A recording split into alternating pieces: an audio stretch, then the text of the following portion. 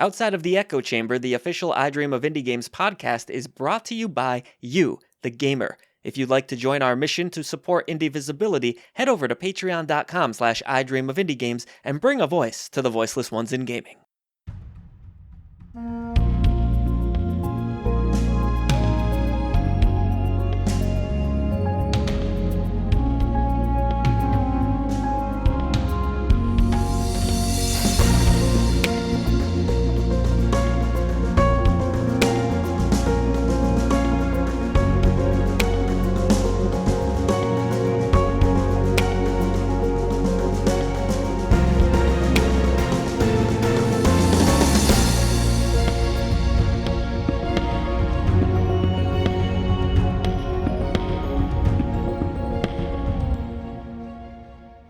Hello once again, Indie Warriors. Welcome back to the most exciting and hopefully the most entertaining indie gaming podcast on the internet. This is the one and only I Dream of Indie Games podcast outside of the Echo Chamber. I'm your host, Ole Gamer Joe, and as usual, I'm joined by the enchanting SilentSigns and the wondrous BarelyMagicMike.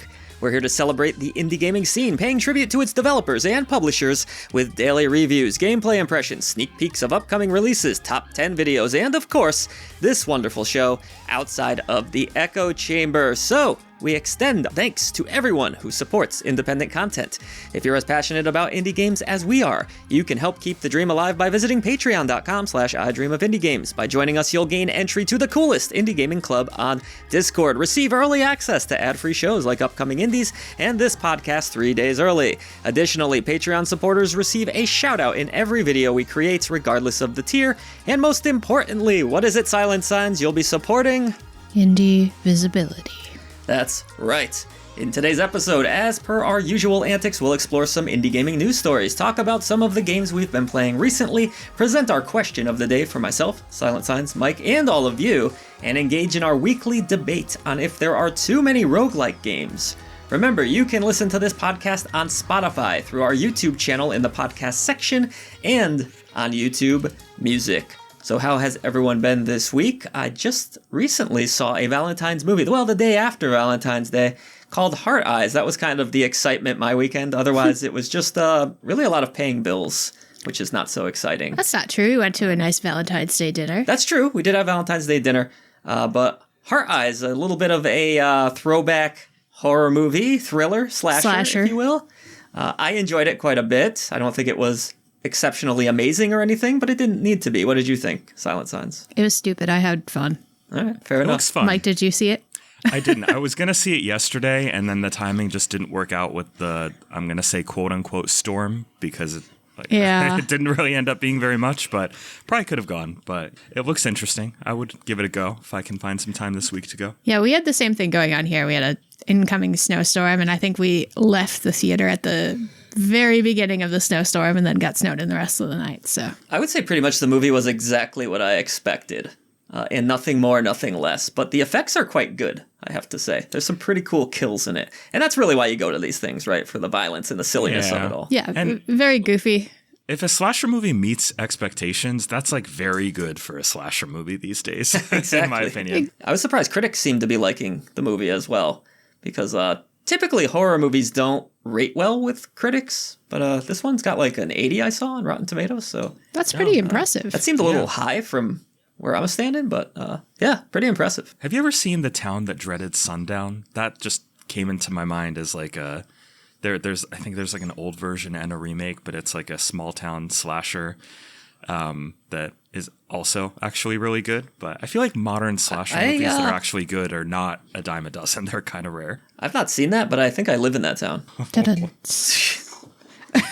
Did you have a comment, SilentSigns? No, I haven't seen that one either, but I'm trying to think of the last like slasher style film that I enjoyed that wasn't like the original Scream.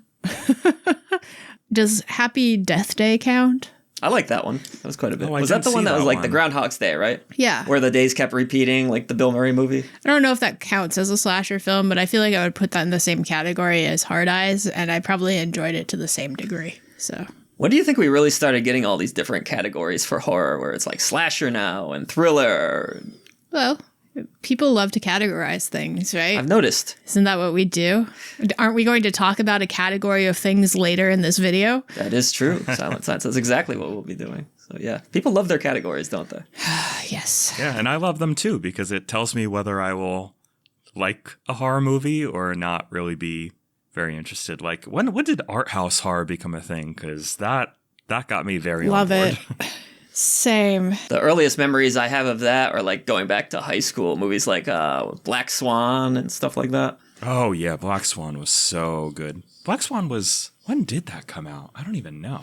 It's pretty old now, I feel like. Been a while. Yeah, there's some good examples of that genre, and there's some not good examples of that genre. Like, y'all ever seen that movie Mother? No. It's really bad. I don't recommend it. I remember you telling me it was really bad, so I didn't see it. But maybe I would have liked it. Who knows? It's the beauty of things. But Mike, I know you like your artsy horror movies. I do. I love them. But yeah, it depends what we're talking about. Like Nosferatu really, I really didn't like it at all, honestly. I thought it was beautifully shot, mostly well acted. But did we need like 35 different dream or possession sequences? I personally don't think we did. We could have. Yes, obviously we needed it. We could have cut 45 minutes without losing much of value, but stuff like It Follows, which is getting a sequel this year. Yes, very excited for that. It Follows, Talk to Me, I guess I would consider kind of art house horror. Midsummer, really love that kind of stuff. The Dark and the Wicked, maybe not so much art house horror, but it really, that movie resonated with me. What a dreadfully cursed movie. Yeah, horror has really seemed to have made a comeback in theaters in the last few years. These movies keep doing well. They're made on smaller budgets. It's actually perfect for an economy that's not doing fantastic at the moment. It's something that doesn't cost them a ton to make, but people will still go see these movies regardless of what time of year it is. It's like we want October all year round now. We do. Yeah. And if 2024 is any indication, they're getting better, in my opinion. We've gotten some good horror movies. And we got The Monkey coming up, which I'm very excited about. I'm so excited. Yes. So seeing that this week. I think I'm going Thursday. I'm going Thursday, I think? Yep. So should be a big crowd, good time.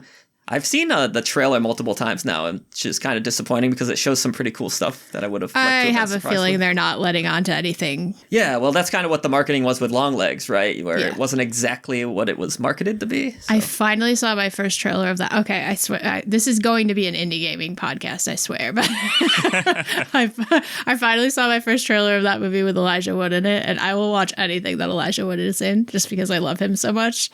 So I'm super excited now.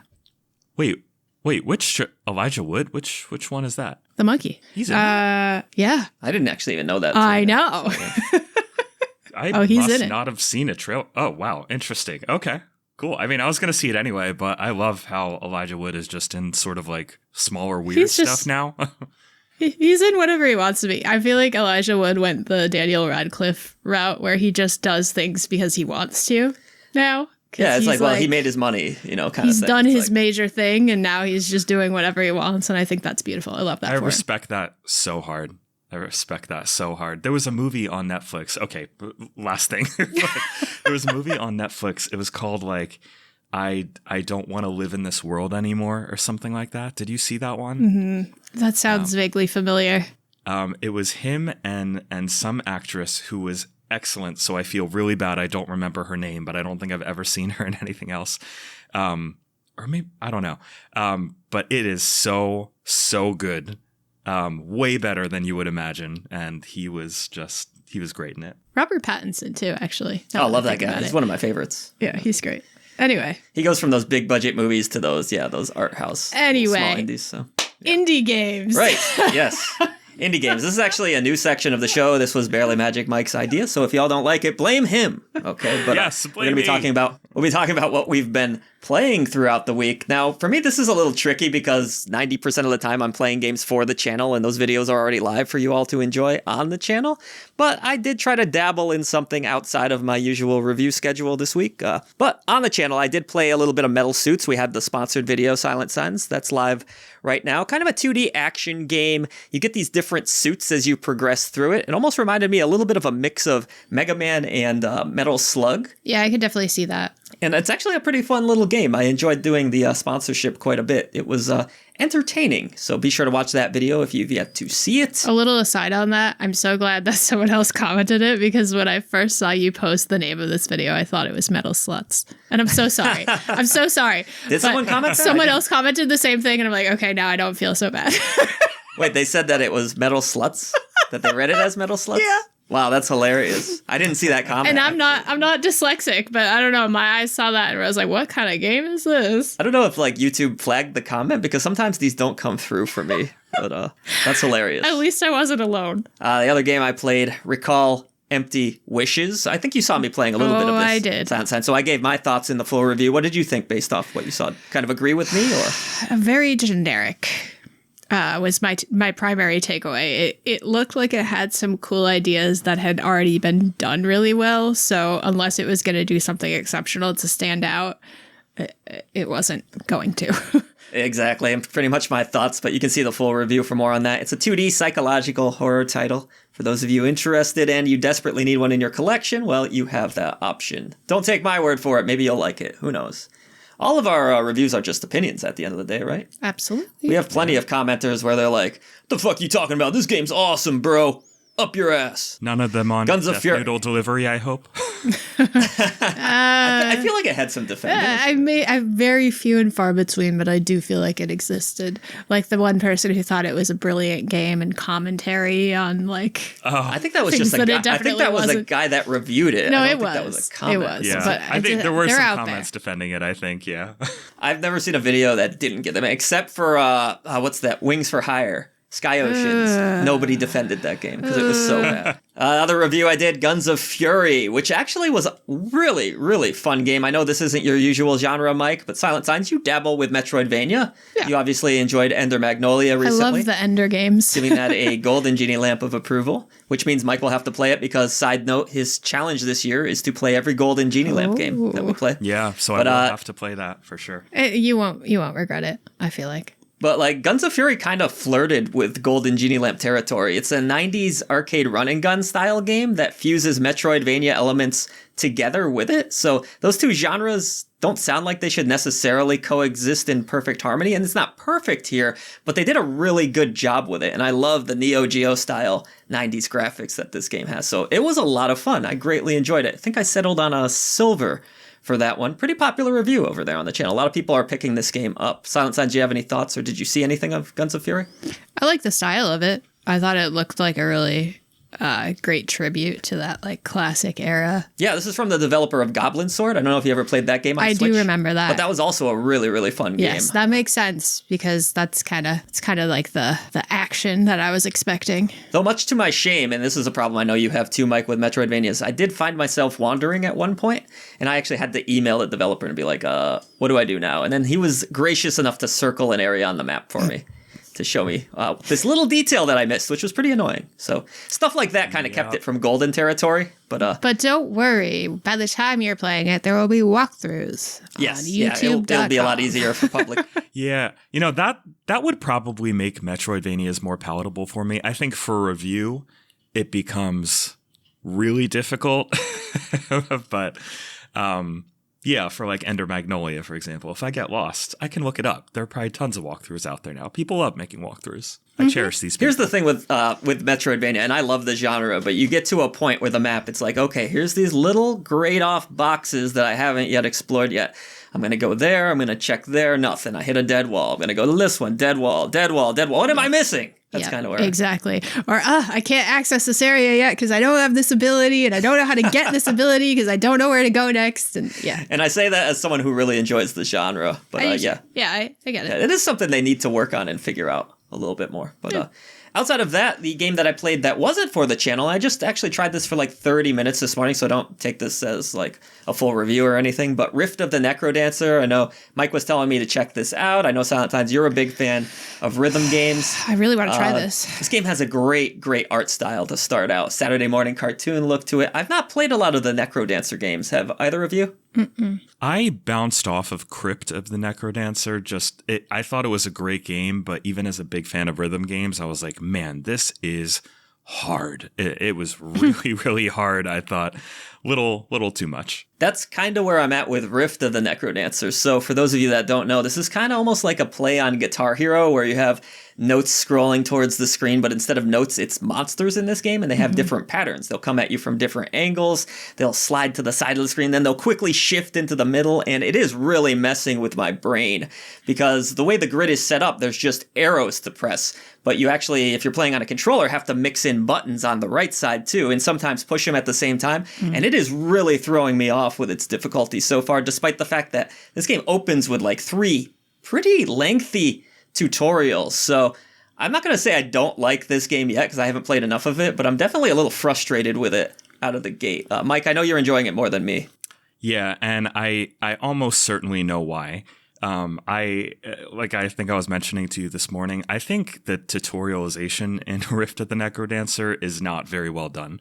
Like, I feel like they need to do the intro tutorial, then later in the campaign a little bit do the intermediate, and then even later do the advanced, rather than giving you all 3 at once. Because in the intermediate and advanced, you're just thrown all of this information that doesn't even become relevant. Like the tracks you're about to play after that don't even use most of those enemy types and features and whatnot. The difficulty curve of the story itself is actually really good. It's just the tutorial is insanely overwhelming for some reason. Do you think that they're operating off of the assumption that you've played the original game and were kind of really fluent in that type of gameplay before you play this? They flat out say that this game is better with a keyboard. So I'm wondering if I should try it that way. But that seems kind of odd because it's something that I kind of want to play on the go. That's why I had it on my Steam Deck here. It's just one of those things where my particular brain doesn't work well when I'm kind of like with you with the Tribreaker game, SilentSigns, where it's telling you to go in different directions and push certain combinations at a time. I don't always work well with those games. So it's probably more of a me problem than anything. But I'm glad you're enjoying it so far, Mike. I am going to try it more. SilentSigns, are you planning to try Rift of the Necrodancer? Yeah, definitely. I played a not so great rhythm-based game this week, so I would like to play a pretty good rhythm-based game. Oh, okay. What was your not so good? Was it a review one? Yeah. So I guess, are you done with all the games that you've played? Absolutely, go. Okay, great. The floor is yours. So I pretty much my entire week was devoted to finishing After Love EP, which, for those who don't know, it was the final project of one of the creators of Coffee Talk. Yeah, my understanding is he started this but didn't complete it, right? Mohammed Fahmy. Yes. He had announced the game, and then he tragically passed away in 2022 from an asthma attack. I believe it was asthma related. Something really sudden and shocking. Wow. So his team, I think it's Pixelnesia, they took over the game, and they, wanted to honor him by completing the project. So that just came out in last week. Valentine's Day, actually, which makes sense. It's about love. Not to summarize my whole review, but it's a slice of life game where you're playing as this young adult man named Rami, who his girlfriend also suddenly dies, and he's in a band, and his whole world crashes to a halt, and he's trying to come to terms with the loss of his girlfriend, but she lives in his head and talks to him. Rent free too, right? Yeah. She doesn't even pay rent. And there's a rhythm-based element to the game where you play in the band, or you practice songs for the band. That kind of reminded me of Night in the Woods, if you ever played Night in the Woods. Where you can practice your guitar in your room. I do too, but this is not Night in the Woods. It just has that element that reminds me of Night in the Woods. But the rhythm game is literally just it's a straight bar, and then there's notes coming from either side of the screen, and then when they enter the center of the screen, you input them. But it's the most basic. Yeah, not like Necrodancer, that's for sure. And then just the end of the story was not for me. I didn't like the relationships. I thought the characters were really immature and one-dimensional, and just was not my jam. That's fair. I kind of felt the same. I watched you play quite a few hours of this game just by default because I was keeping you company because I know you weren't having a good time. I was not having a good time. And I felt so bad. You know how when you really want to like something? Of course, especially the circumstances surrounding this game. The circumstances, and I know how much folks love Coffee Talk, and I get it. I think Coffee Talk is a really cute game, even though it's not my genre. I think it's a really cool idea, and I like games that have been similar to it. But this one just didn't do it for me, and I felt so bad. Well, SilentSigns, the best critics have to look past these outside circumstances, and just focus on what the gameplay experience is. So I thought you handled that really well myself. I tried my best. I completely agree, because there are a lot of people who are going to play it not knowing that backstory, and, you know, it's not going to affect their judgment, and they might feel the same way you did. So always respect being honest about that, although the story is really tragic, terrible.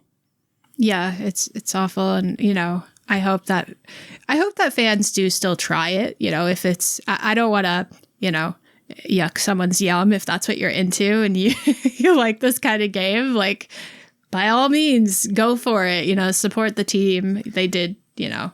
I almost wonder how much is different just based on the fact that they lose their main creator behind this game. You know, how much of it did he actually write before? Well, you got to wonder. It was 3 years ago. Yeah. So I imagine it's like kind of like a jigsaw puzzle. You're putting things together, and something certainly got lost in translation there. But really, the pet peeve for me in this game is just the girlfriend is like annoying. Super annoying. She's so annoying. Really annoying. I don't mean to like sound like I'm sexist or something, but she's super annoying. She was driving me crazy. And then I don't like the guy either. I thought he was just like a sad sack that was like the whole world revolves around me now because my girlfriend died. And it's like, yes, like I understand grief is powerful and you know, it's something that you need to address. But come on, man. It got me thinking, like, if I die, do I get to go on in your head and be like, SilentSigns, get off the couch, you're gonna make me dinner. You didn't finish that review yet. That's so tough because like I'm not of the mind at all that narrative focused games need to have characters that are likable, because I fully respect when a developer commits to having unlikable characters as long as they're well written. But the writing has to be really, really strong if you don't like the characters. So. Yeah, it's not even that I didn't like them because I thought they were like a bad person or like I was supposed to not like them. They were just annoying. That's life though sometimes too. You meet people and like you can't quite put your finger on why you're not getting along with them. And it's like, I'm just annoyed by you and I'm not quite sure why. I can think of one very specific person. Exactly. Yeah. We won't name any names here, but you run into people like that in your life. Hell, I probably annoy a lot of people on YouTube. So you know, it's just sometimes personalities clash and things don't necessarily align. That's all. Everyone's different. Everyone's a unique individual. Yes. Anything else you played, SilentSigns? No, that made me so mad that I was just like, I'm just going to watch television for the rest of the week. Mike, how about you? We'll kick it over to you. Yeah, so I've mostly been playing stuff for review this week, although I have played more Necrodancer, like we talked about. Have been very much enjoying it, aside from a couple minigames that I thought were oddly terrible, given how good the rest of it is. But overall, really enjoying it a lot. Cool music, a very fun game, but not a ton of time for it. Now, when is this releasing? Am I allowed to talk about Lost Records yet? You cannot. You can mention you have it. Okay. Well, I've been playing Lost Records. And that is all I will say about that. Very cool. Yes. And still trying to make some progress on Rise of the Golden Idol, a game that I love so much, but have not had much time to actually play, because it's one of those games like you have this scene and the game has like 20 different such scenes and you have to click through everything in the scene.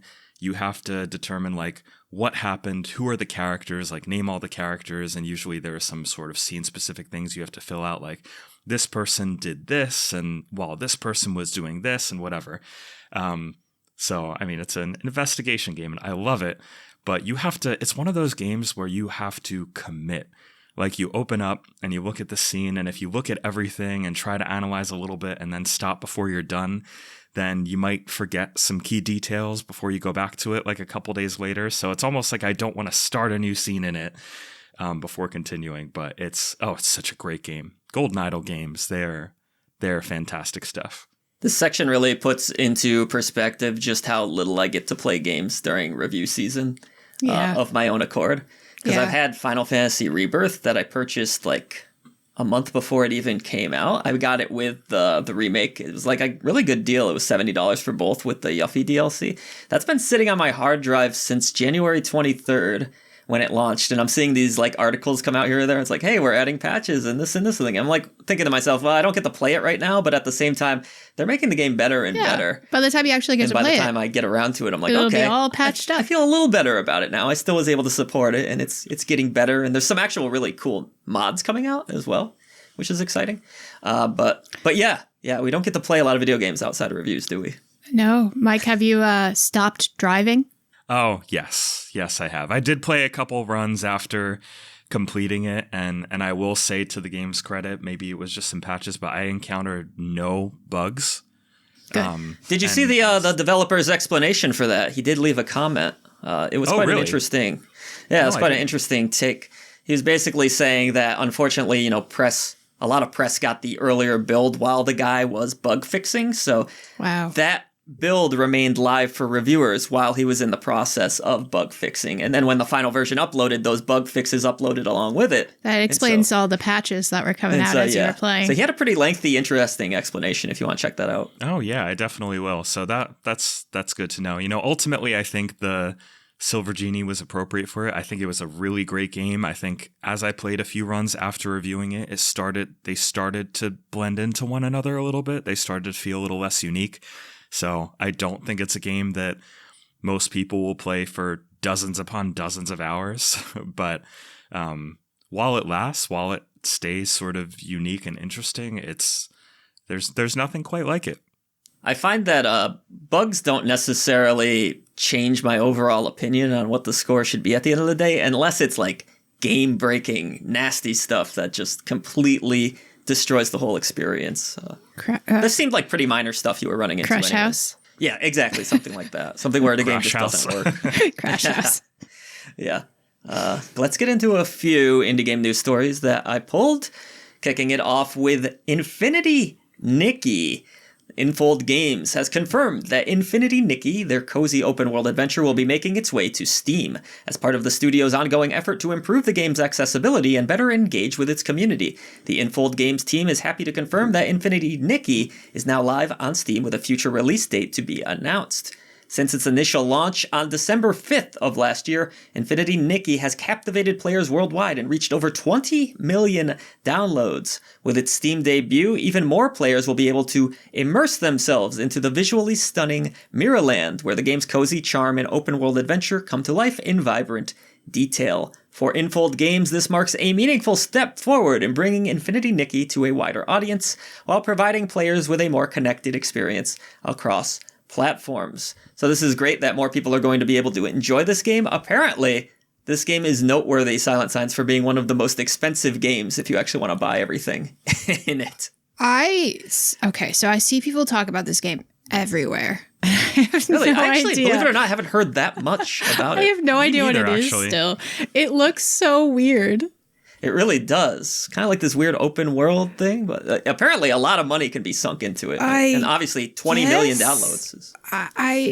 Someone out there, one of you have played this. Somebody tell me what this is. Please. Listen, looking at it, I can tell. I'm gonna reuse SilentSigns' statement. I am not here to yuck anybody's yum. This is not for me at all.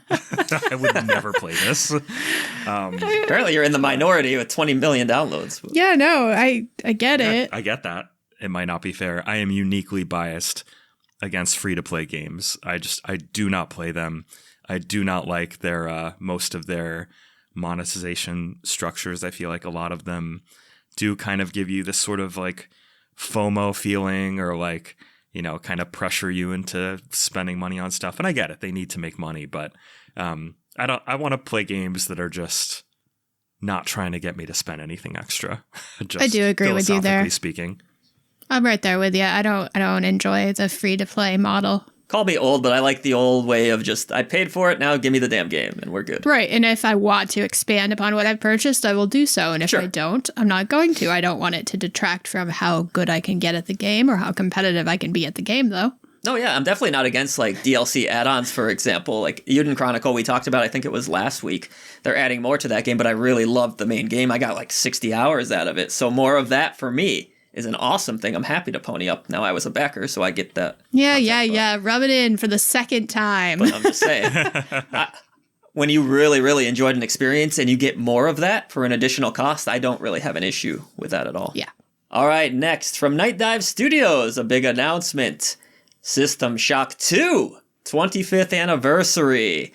They have announced that this title, based on the 1999 classic, will be getting a full remaster for PC and consoles, and the release date is going to be announced at GDC 2025 during the Future Game Show Spring Showcase. The original System Shock 2 revolutionized storytelling, atmosphere, and gameplay in the medium, inspiring a generation of titles to follow. Mike, I know you played the first remake of System Shock. This is all a little bit confusing. You enjoyed that game quite a bit, so are you excited to see 2 get a remaster? Though not going the full remake, I guess, route here? Yeah, I'm curious how much it's getting remastered. I did really enjoy the first one, aside from constantly sort of not knowing what to do next without consulting the walkthrough that the developers so kindly gave me for the review. I don't know how obtuse System Shock 2 is by comparison, or if it needs the full remake treatment. I've never tried it, but you know, I know it has a lot of fans, and honestly, BioShock, which I guess many consider to be sort of the spiritual successor to System Shock 2, is one of my favorite games of all time. So maybe System Shock 2 is worth trying for me if I am able to find the time once this remaster actually comes out. SilentSigns, I know you're not a first-person girly, but no excitement for System Shock from you? I can't. I'll watch someone else play it, but I will not make myself sick for it. I'm sorry. But also, the fact that it's a 25th anniversary for something that came out in the late 90s, early 2000s. Yeah, that's a reminder of how old it's really upsetting. That's all. I know. Right in the heart. Yeah, the more we do games coverage, the more this hurts when you just hear facts like that. My back. And speaking of old things, SilentSigns, this next story is actually a game that dates back to 2008, believe it or not. That should make you feel pretty old. Nope, don't like that. Castle Crashers. They're actually doing a new DLC for a game from 2008 that people still play and enjoy. We see every year at PAX SilentSigns, the arcade cabinet set up there. Hey, it's a great video game. Great video game. I still love Castle Crashers. This kind of has me excited to get back into it, because what they're doing here is not only adding a new playable character, I guess this is the Painter Boss Paradise DLC they're calling it, but also they're going to be redoing some of the artwork of the existing characters and the map too, and some other fine little touches here. And also they're opening up the Steam Workshop so that players can tinker around with things further and keep Castle Crashers alive for maybe another decade. This game just doesn't seem to want to die. Mike, are you a Castle Crashers guy? I know you played recently the Big Helmet Heroes. So. Yeah, I liked Castle Crashers. I don't remember a whole ton about it. I remember a lot of deer poop. I remember a lot of deers pooping at some point. But no, Castle Crashers is a great game. I got those vibes a lot from Big Helmet Heroes, and I really ended up enjoying it quite a bit. I feel like it didn't review that well overall, but I think certain platforms might have been more bug-riddled than others, so that might have dragged down the overall score. I thought it was a really great time. Yeah, it's become, over years, one of the more fondly remembered indie games for sure. Whenever you talk about some of the greatest indies of all time, that's a game that constantly comes up on lists. SilentSigns, is this going to get you to dive back into Castle Crashers? I thought I remembered hearing about this a while ago. I know. Was it announced somewhere? Yeah, well, I know years back they had done something for breast cancer awareness where they had a pink character. No, I remember that. But specifically about the Painter Boss. Maybe that's been kicking around for some time. Okay, yeah, maybe. You could be right. This feels like news I've already heard, but maybe now it's just finally coming to out. fruition. Yeah, perhaps. But we used to play Castle Crashers all the time. Oh back yeah, in the 3-4 player local co-op is awesome. That takes us back to a couple weeks ago when we were talking about local co-op games. That was one of them. That was one of the games we would always break out. Yeah, that and remember Towerfall? Oh, I loved Towerfall. We had so much fun and frustration playing that game. I loved that. That was I think my first PS4 game back when PS4 launched. I remember we were sitting in our empty apartment as we awaited moving, and we just hear the echo of Towerfall through this place that had no furniture in it and stuff. This little TV was still set up. Gosh, I played the hell out of that game. Yep. I never got too into Towerfall, but did you ever play Sports Friends? That sounds familiar, yes. I think maybe I came across it. I don't recall it, though. Yeah. That was an early PS4 one. I think it was one that launched into PlayStation Plus or something. And I remember, ages ago, just playing so much of that with friends. The most simple looking game ever, but it was really addictive. I didn't get a chance to really get into Towerfall, but it looked pretty neat. Yeah, that was another one where you had to play it with a bunch of people for it to be fun. Otherwise, it was just okay, now what? I'm curious, Mike, as you're someone who still owns a PlayStation, what is like the Plus experience like these days? Because I used to think it was pretty decent. There's still value there for getting indie titles from PS Plus these days? Yeah, I would say so. I mean, I think it really depends on you because PlayStation, they've changed their pricing structure for PlayStation Plus so much. So if you just have the basic tier, you still get like a couple games a month, but then you have this whole catalog, which can include classic titles if you're willing to pay like $135 a year or something like that. I think that's what it costs now. But I think that catalog is a really great value overall. I mean, Lost Records is one of the games that's launching into the catalog, I believe. So if you kind of stick to the same games and kind of play them to death and 100% everything, and you might not find a ton of value in it for a subscription cost, but if you're like me and you love to just sort of try new stuff without having to dish out the full payment for it, I mean, the catalog has a ton of stuff on there, a ton of really good stuff. So I think it's a great value. I wonder if anyone uses a strategy out there where they just buy a membership like that, $135 a year, and then they just don't buy any games. Absolutely. I'm sure people do. Kind of a smart thing, if you're more of a casual gamer and you just don't mind playing whatever is given to you. I think it's great for people who, enjoy casually playing games, don't necessarily want the huge, AAA publications, you're not into Madden and you're not into right. Maybe you have a few hours during the week and you just want something to play. Yeah, exactly. You can see some value in that for sure. But last news story here. All right, let's do it. Glover. Are any of you familiar with Glover? This is going way back, the retro days. Of course. N64 title. You've played some Glover in the past, Silent? Of course. As a platforming fan, of course I played Glover. Yeah, it was a 3D adventure platformer. It's coming back. I actually didn't even realize this. This was probably announced at some point, but I just heard a million stories since. It's coming to PS4, PS5, Xbox, and Switch. Strangely, no PC version announced that I can see here. February 27th, though, is the date for this 90s classic to return. So are you excited at all for Glover coming back? I don't know if excited is the right word. It was a weird game to begin with. And it really was. It's kind of a weird choice to bring back, but I'm not mad at it. There's a lot of weird things coming back, though. That's just what's in right now. I'd probably play it again. When I think of Glover, I also think of Gex. Yes, I loved Gex. I feel like that's around the same time, and I found both products incredibly confusing, but I also liked them both, so... There's so many Gexes, too. Gex was at least successful. I don't think we got a lot of Glovers, but... What happened to Gex? He went up to, I think there was Gex 3, Enter the Gecko. No, I know, but what happened to him? There must have been some rights things that went on there, or it just stopped making money like a lot of mascot games. Do you think Geico sued them?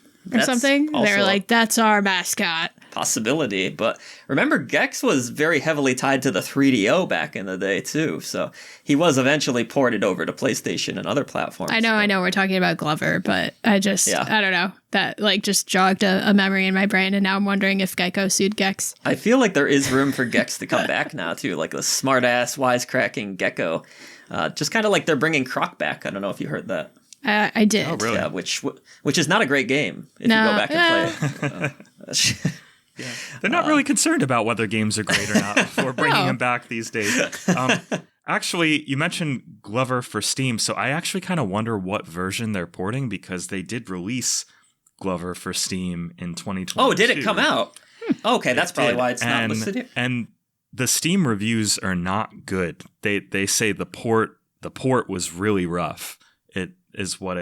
That's the general flavor I'm getting from these reviews, that it was not ported very well, not given a lot of care. So are they just kind of, crapping these out on consoles, or are they giving it a proper sort of remaster treatment? That's what I wonder. It looks kind of fun. I've never played it. It does say on the news announcement, at least, that it's with improvements and adaptations for a smoother, more fluid experience. All right. Well, maybe it won't run like total dog shit. So yeah, this actually reminds me of an indie game I saw and haven't gotten to try yet, called Super Adventure Hand. Have you heard of that? No. Yes, my buddy, shout out to Cliff, played and loved that game. Weird. It looked really weird, but so fun. Yeah, I really want to give that a try. It looks really fun. All right, before we get into today's New topic about roguelikes, and if there are too many of them, we're going to revisit some comments from last week where we talked about game censorship and whether it should exist at all. We had quite a few write in here, SilentSigns, on this topic over on YouTube, where you can comment on today's topic as well if you so wish. Sentai wrote in and said, no, censorship, it's never justified. Ratings and labels are all that is needed. Especially when it comes to censoring the sexiness of a character, that is the most nonsensical type of censorship. Twice as stupid if it's done in a violent game as well. Blood everywhere and decapitations are fine, but seeing some ass in the end of the world, I think I'm reading that right, some asses is the end. Seeing some ass is the end of the world. Seeing some ass is the end of the world.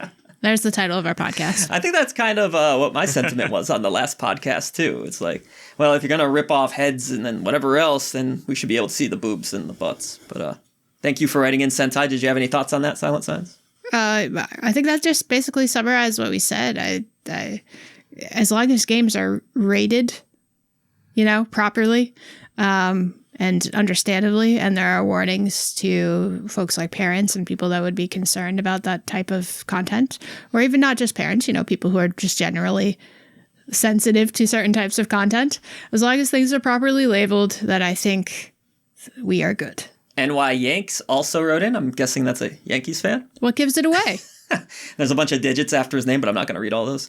The way I see it, the rating system exists for a reason, and as long as the devs go through the proper channels to get the game rated and don't lie about what content is in it, I don't think it should be censored. It seems like this is only an issue when it comes to the sexualization of female characters, though, and what I'd say is as long as the characters sexualized are clearly adults, it shouldn't be a problem.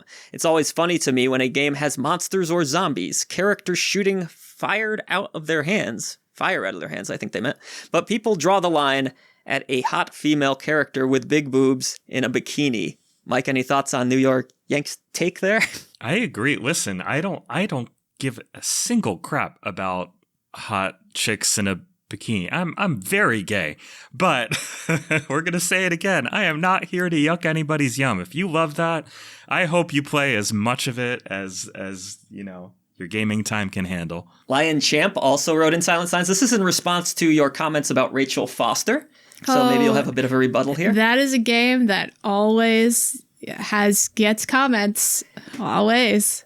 So the problem with Rachel Foster wasn't that there was allusions to the disgusting behavior of the protagonist's father. It was that the father wasn't the antagonist. The game makes it clear that it wants to be a tragic love story gone wrong. It's not like Lolita, where the protagonist is clearly shown to be a monster through the eyes of the other characters. In the eyes of that game's characters, the worst thing that the dad did was engage in an extramarital affair that scandalized everyone involved. Now, should that be censored? I don't know if that'd be practical, given the gross slop you can find everywhere. Better to publicly denounce it and make clear what's in the box isn't okay. What do you think of that, SilentSigns? It's a fair point. I think it's a difference of interpretation of the game. For me, I didn't find it to be a celebration of the behavior of that character or a tragic love story at all, but I can certainly see somebody interpreting it that way and being upset about it. And if that were the case, then I would agree. But again, it shouldn't be censored. It's, something, it's a topic of discussion. If nothing else, it's important to talk about. Yeah. I would say that I played that game so long ago. It's really hard for me to remember all the details. So yeah. I have a really hard time forming any sort of, productive additional input on that, except to say I feel like that would have struck me if that was my interpretation. So I'm going to go ahead and say it probably wasn't my interpretation either. But I just don't remember it well enough to really comment. I think this game has created so many conversations about this at this point. Like, they got to be loving the publicity from the comments. Now, I think I played this video in this game in 2019. It was really early, like 2019, 2020. Very early channel video, yeah. I'm with you, Mike. I don't remember all of the details exactly. But I do remember walking away from it at the time being like disgusted with that character and honestly kind of intrigued that they would go that route and use that type of a character as kind of the monster of their game. And that was my takeaway from it. Like, there's no real monsters in this game. The monster is this horrible person. But again, it was a long time ago. Well, thank you for the comment, Lion Champ. It was well thought out, and we appreciate it greatly. Let's go on to Simpsons Fanatic. Must be a Simpsons fan, if I'm guessing. Here, when it comes to any sort of fictional content, the answer is always no in regards to censorship. So a hard stance there, a flat out no. Black and white. I like it. Do not censor the games. I like it. Short and to the point. Yep. And our last comment comes from Scoops de Poop. I'm not making that up. Did I say that one right? Love it. On the topic of censorship, ever? Sure. That's a sweeping question. If you put yourself on a platform, you abide by that platform's rules, whatever they may be, however arbitrary they may be. And, I definitely know that better than anyone else being on YouTube. I have to follow certain rules that I don't always agree with, but hey, them's the breaks. Mm-hmm. And I think that was about it. So thank you to everyone for writing in. Did y'all enjoy this new section where we shout out the Indie Warriors comments here? I enjoyed it. I think people have some really interesting input on these topics, and I think they're great for discussions. All right, well then let's see if they have any input for this week's discussion, which is all about roguelikes. Are there too many of them? Of course. Now, SilentSigns, we've had this discussion before in the past on the channel, and I think we all agreed, well, as long as other games still exist, let these roguelikes be. There's no big deal. But I will say, as the years have gone on, I've kind of changed my opinion slightly on this topic, because the more games I review, the more I sometimes see forced in unnecessary roguelike elements in those games that kind of spoil the experience for me a little bit, only because it's not necessarily what I was looking for or enjoying in that particular product. And so I am starting to see more and more roguelike influence, kind of, I don't want to say infecting games, but definitely being used in games that don't necessarily need it. And I'm curious what you both think.